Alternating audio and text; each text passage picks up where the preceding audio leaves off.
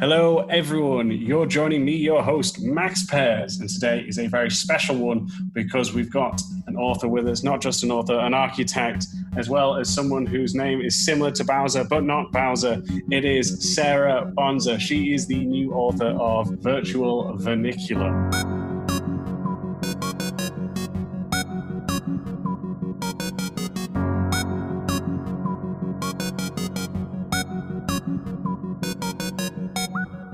Thank you, Sarah. How are you? Good. Excited. Yes, I was also scared I botched up the intro. Then I was like, oh, God, I've gone dramatic with this. But no, thank you very much for coming on the show. And for those of you who don't know, like I said, Sarah has just recently released a book. It was just last month, end of March. It was April 16th. So that's what I said. Same thing, right? April, March. Yeah, no, I messed up. I apologize. And I've just picked up the book and I thought it was a really good one, especially for level designers, because you break down architecture, because you are an architect as well, and really kind of go into the things that we can learn and how the two cross over. So maybe you want to stop me from talking and introduce yourself.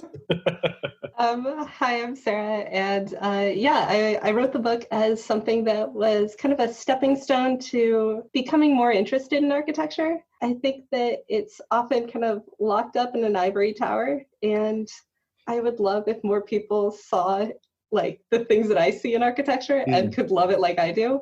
Just because it's very engaging. There's a lot of fun things to enjoy about it. Even a building that you would otherwise think is mundane, there's a lot of things happening. Like, people think about it.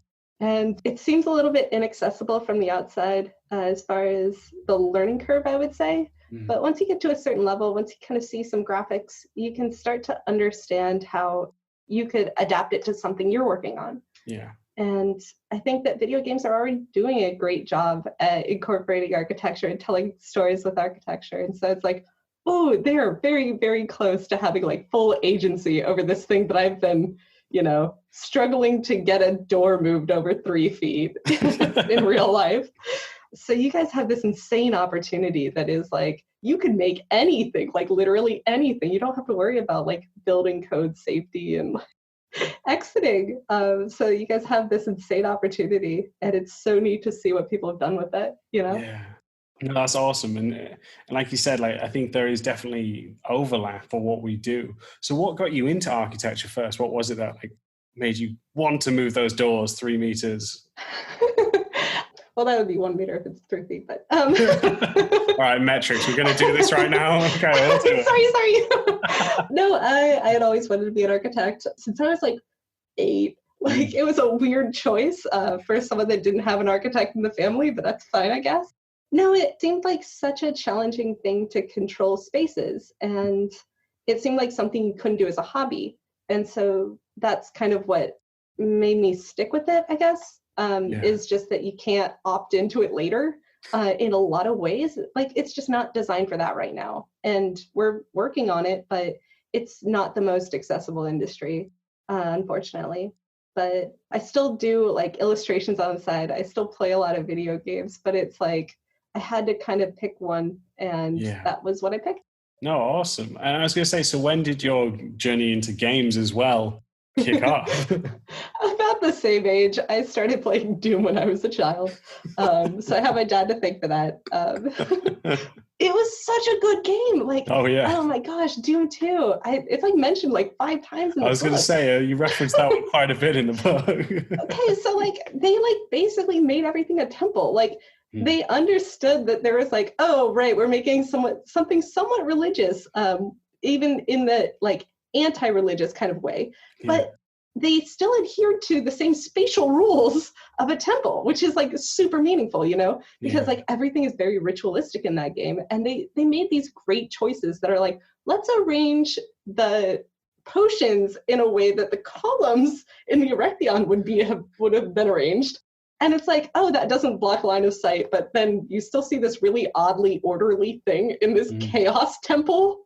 And so it's like, oh, shoot, yeah, they knew what they were doing. And then the new Doom Eternal is just, if that would have come out like half a year earlier, the entire book would have just been about that. They understand hierarchy. It's so good.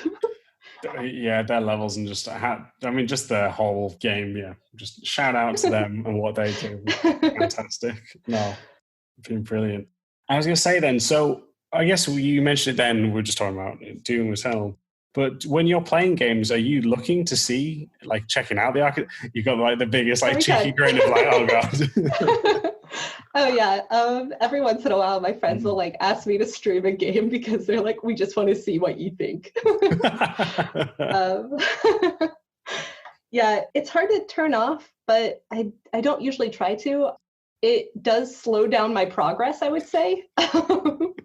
But like The Last of Us has like different bricks that they use. And like we use different bricks in the industry. Like we'll use a jumbo brick in certain areas. Yeah.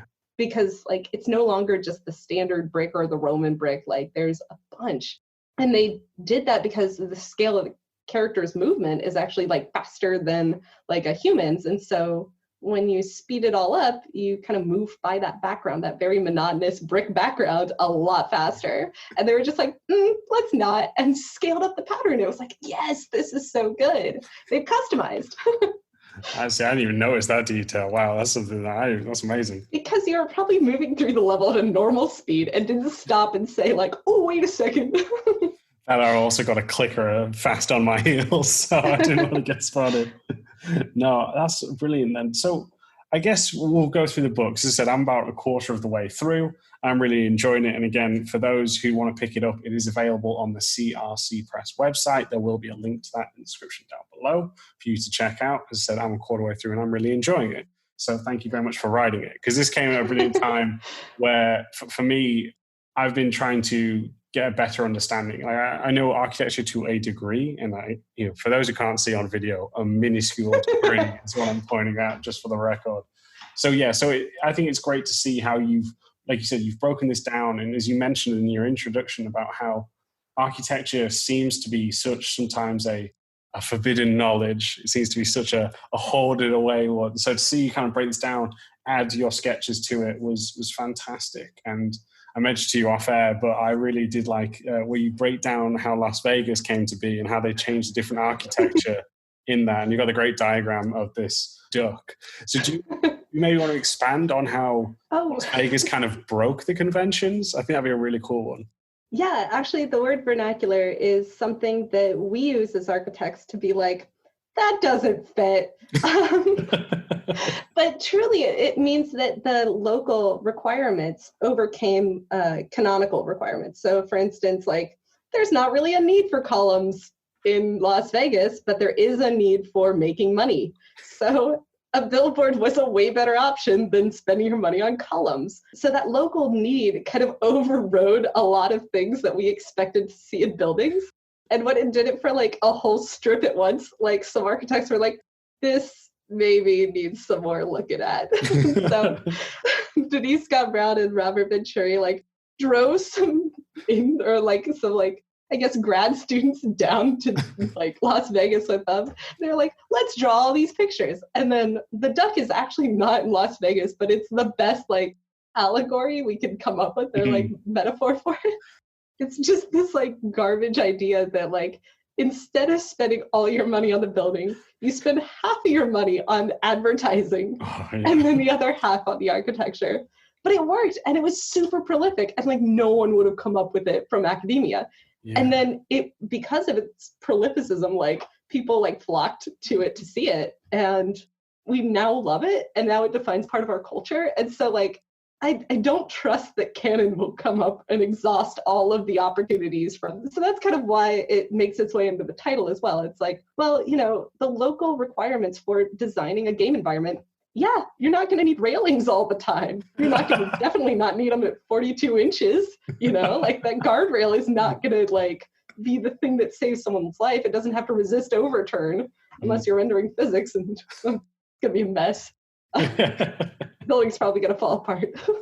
But no, it's this neat thing that like it doesn't have to mimic realism.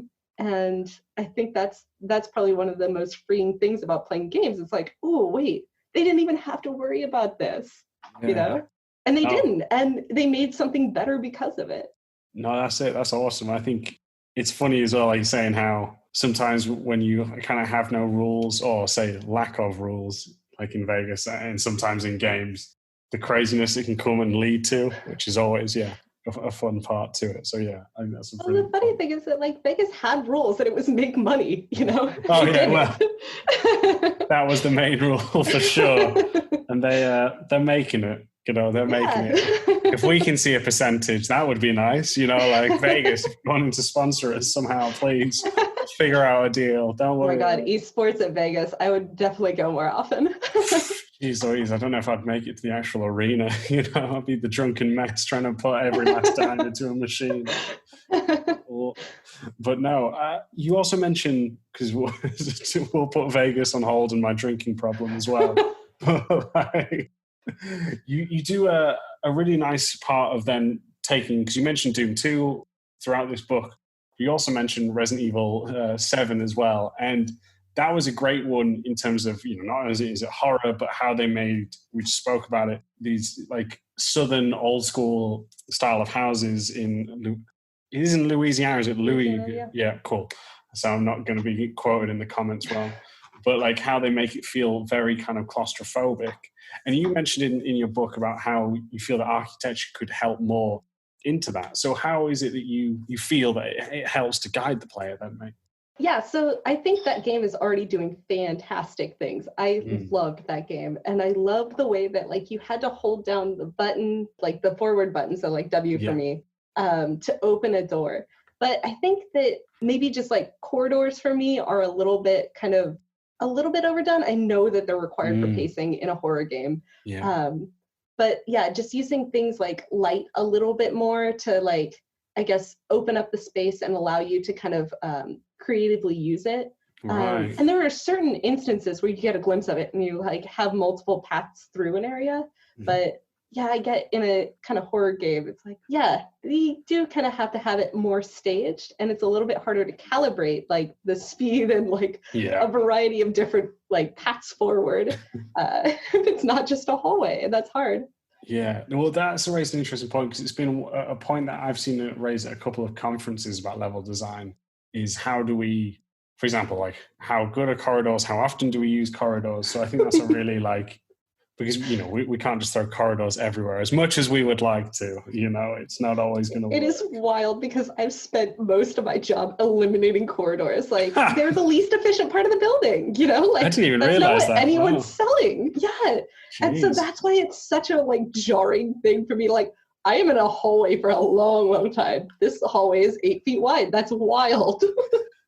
But it's like required for the game. And so there's not like a chapter in the book on hallways and how they're wrong. It's like, it's just different. It has to be different.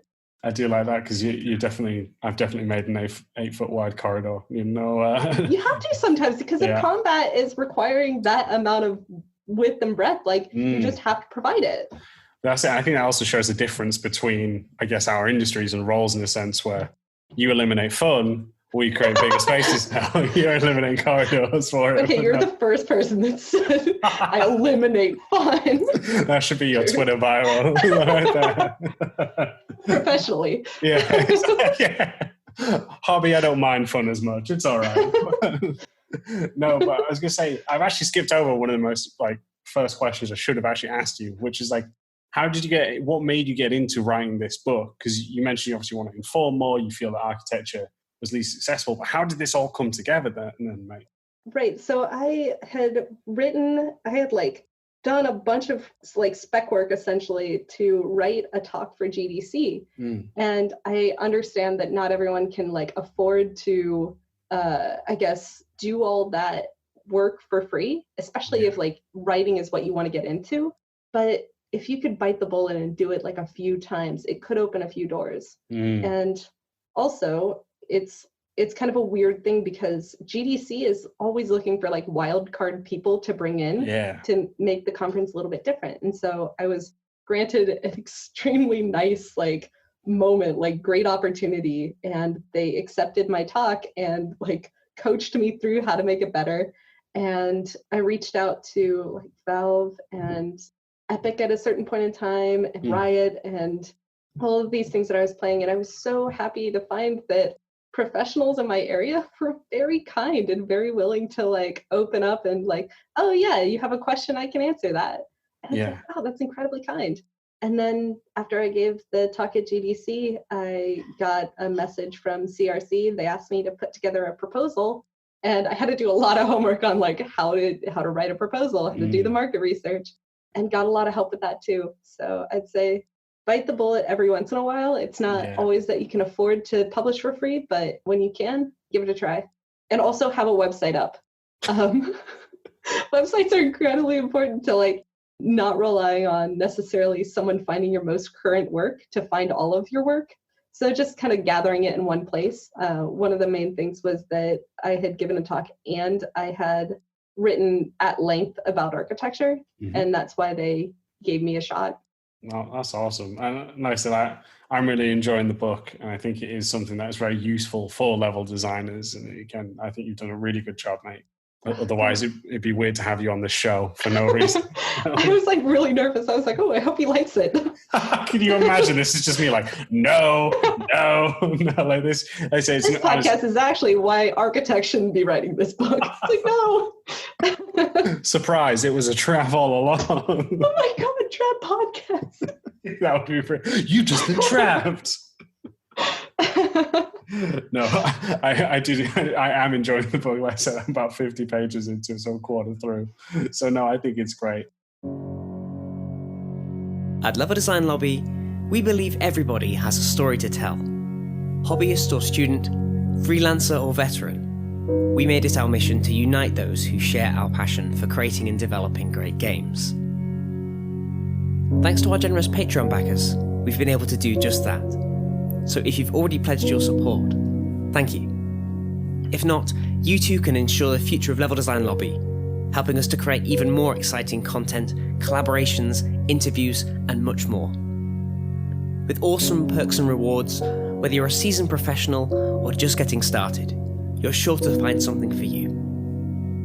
Want to share tips, tricks, and advice with passionate, like-minded developers? Our awesome community Discord has you covered.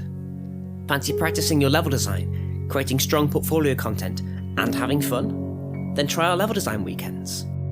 Or perhaps you want to individually discuss your work, hone your skills, or level up your career? Then consider our one-on-one mentorships. If you share our vision, then go to patreon.com/Level Design Lobby for more information and to pledge your support. Thank you. And I was going to say, we spoke a little bit about this offline. You mentioned about like diagrams, because we were speaking about like previously reading other architectural literature, make sound educated, and that, they lacked kind of, one of the ways it wasn't as accessible is there's just a ton of text. And one of the things I think is great with your book is the diagrams that you've added and the amount of diagrams to back up your points. So I think that makes it really easy to read and gain an understanding for it as well, mate. So yeah, really good job on that one. You can breathe, all right? Yeah, my thesis was basically like, we need more diagrams. Like way back when, and like all of my teachers were like, I don't think so. I think we're good. And it's like, no, like, trust me, I think we do. And I like spent so long reading these like architectural theory things. And the second that I got it, I was like, that could have just been a picture. You guys spent an entire chapter on something that could have just been like a red line markup or a picture. And not to say it's bad. It's just that like you need that stepping stone to get to that level, because for me, that stepping stone was a professor and 6 years of school. And I don't think that's necessary all Small the time. stepping stone. Small stepping stones. But yeah, I just wanted to provide something that could give someone the way that I felt in third year when I was like, oh my God, this is just as fascinating as I wanted it to be. Yeah. No, I think that's also the greatest point when you are like writing or expressing is you're writing for something you wish you had as well. So that's what I think makes it even better. So no, that's great to hear, man. Like really great. And I was going to say another question that I've got, because I'm just going to bombard you with more questions. And the occasional insult is that so you mentioned in the chapter in the book, and I mentioned to you earlier, is one of my favorite sections. You give the example of the different types of pillars and how they have like a different story, different meaning, different time period. I wonder if you can kind of elaborate that for the listeners on how we can use architecture to tell stories and that? Oh yeah. So for instance, all of the all of the classical orders of columns actually like have a lot of meaning to them. And it doesn't necessarily relate to our current culture, but they'll have things like the egg and dart, which meant like fertility and death. And that was really important back in classical times. But for us, we might have something that relates to like order and function, because those are two primary things that we expect out of buildings. That's what we expect to see.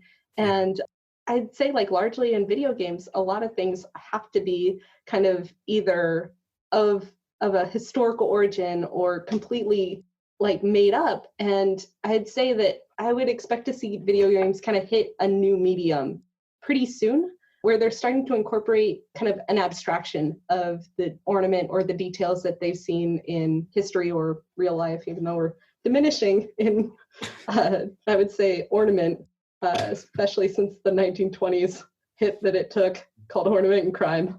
That was a bad book for it. It's all sunshine and rainbows here, kids. Don't worry about it. The world's ending. It's all no, we'll get ornament back. I'm hoping for it. But yeah, the classical orders all had like proportions that were incredibly important to the way they were perceived and the way that people kind of used them in environments. And then we started getting like playful with it, like Michelangelo engaged some columns in a wall. It's like, oh, that's kind of cool.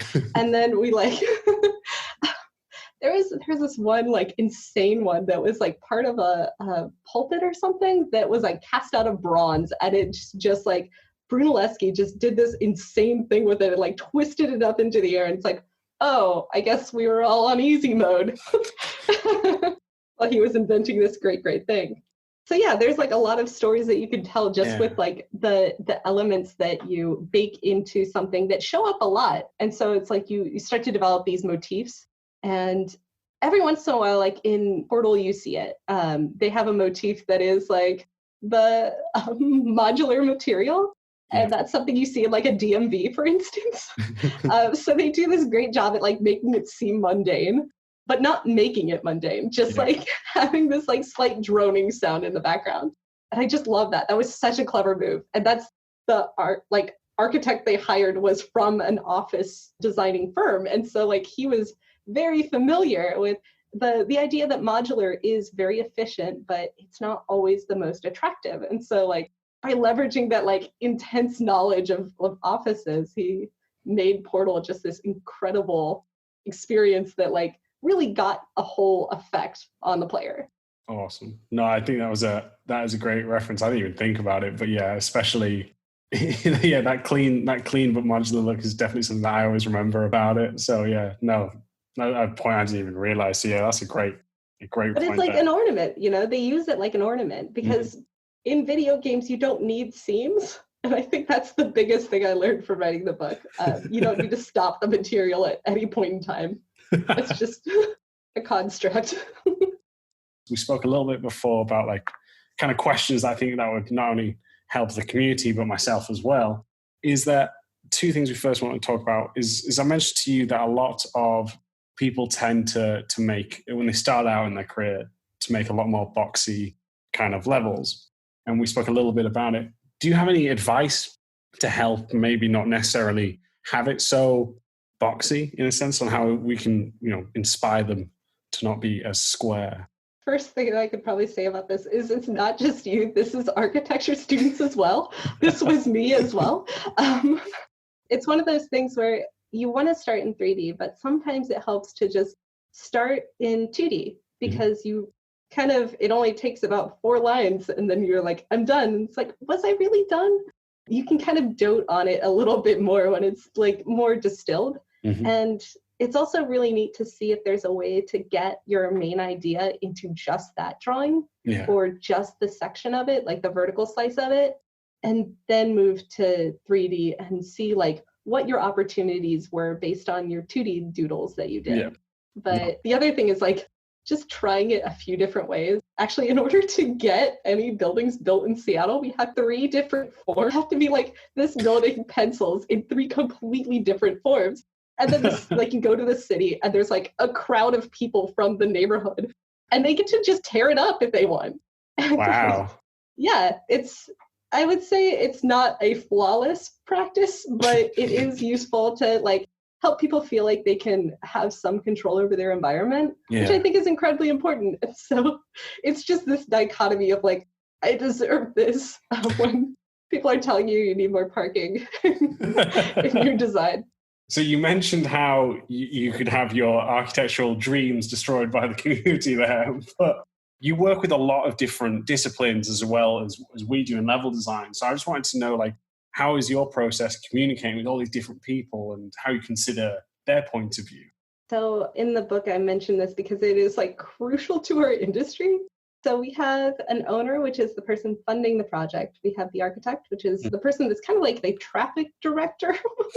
And we have engineers, and those people are kind of boosting us up. Those people are informing what we print, and they also have their own documents that they provide. And then finally, we have the contractor, who is the person that builds the building. Risk is primarily the thing that differentiates the three and colors our actions, essentially. And so the risk for the building safety falls on the architect. The risk for essentially how the money is used and how the project comes together and how safely it comes together is the contractor, and the owner is responsible for funding it. And the nice thing about this is that if the owner falls through, the whole project falls through. It's not like you have to like kind of find some way to make it work as the architect. Like you don't ever have to like finance your own project if things go south. I'm sure some do. I'm sure there are some projects that it's like, oh yeah, we thought we'd be owner and architect, which is just technically a strategy, but just like only on small projects does that really work. You can't really do a skyscraper that way. The banks won't let you. But yeah, we have to work with all three, like, you know, really, really well in order to get the building to come together on time. That's essentially the thing that binds all of us is the time. We just need to get it done at a certain point and keep moving forward. So if that means that we, for instance, have to do some energy calculations to keep moving forward, we'll just do those and then bill the client later, if that's how our contract works. So we have to learn actively from all of our consultants and the owner and the contractor, because if you don't, then you end up falling into critical path because you're either moving too slow or something has to get redone. And so there's, I would say primarily the consultant that works like this the most is like the accessibility. And I think the relatable one would probably be your engineers that tell you what the player can and can't do. And so, for instance, like in America, we have the American Disabilities Act.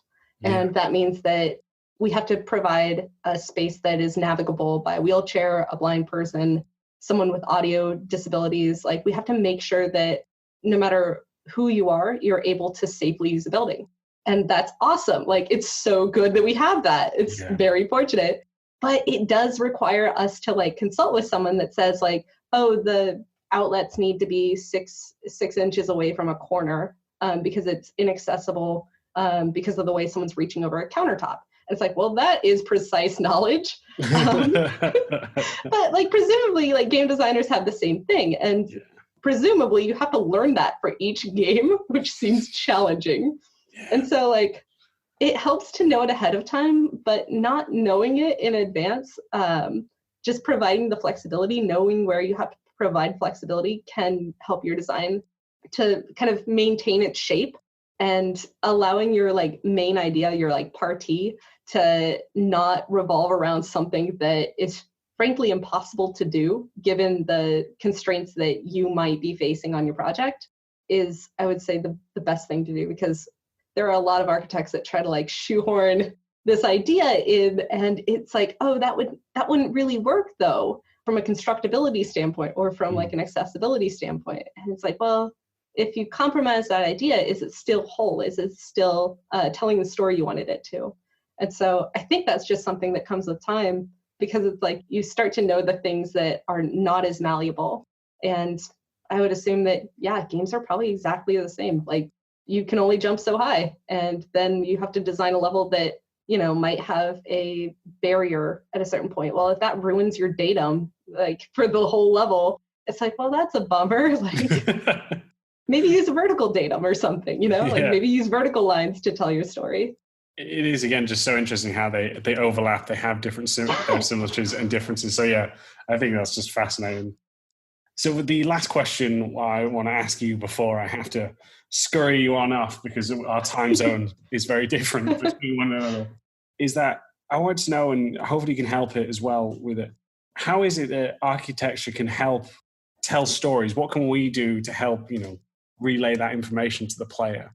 So I think one of the best ways to learn this, and actually how I learned this in first year, was looking at the way movies use architecture, because we already know the plot of the movie, and it's a little bit easier to reverse engineer what the architecture is trying to say about it. It could be relating to a character, it could be relating to the kind of motifs and themes at large. Yeah. And so, like, for instance, Blade Runner, it's like this, you have a dichotomy of the way people are living and then the way the corporations are. And that rings true with the architecture. And they use a lot of brutalist strategies in the corporate kind of environments, and they use a lot of vernacular strategies in the kind of street scenes. But that's something that could help you kind of start to break it apart. And then just kind of looking at, like, ArchDaily has the name and like a short blurb about like what the architect was thinking when they were doing this. What were they thinking? But no, like they explain a little bit about, and they have the plan and the section. And so you can kind of see how a building is, I guess, like how they create the effects that they do.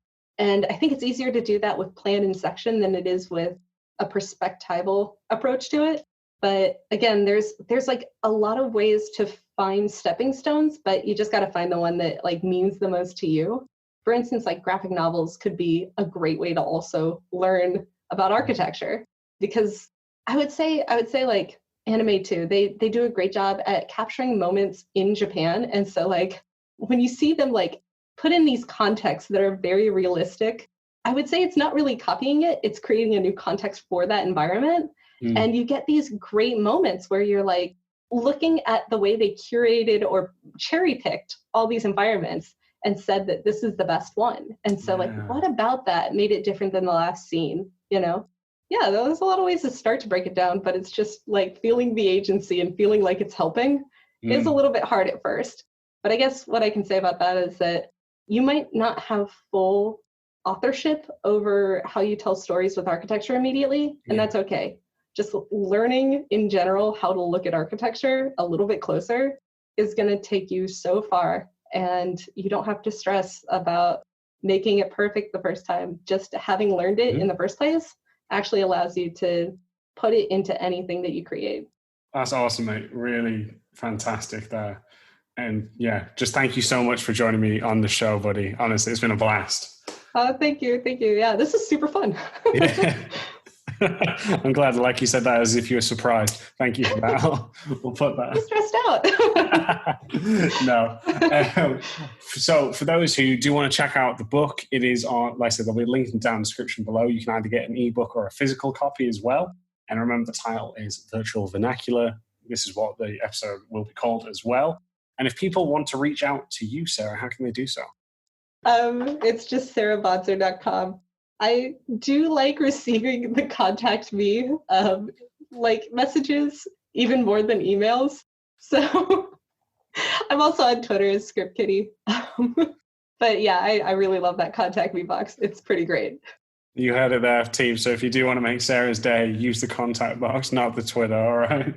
So thank you very much for coming on the show again. If you do want to reach out to me, you can do so on Twitter @MaxPairs, or you can email into the show at leveldesignlobby@gmail.com. And to support the show, please head over to patreon.com/leveldesignlobby. So thank you all very much, and we'll catch you all next time.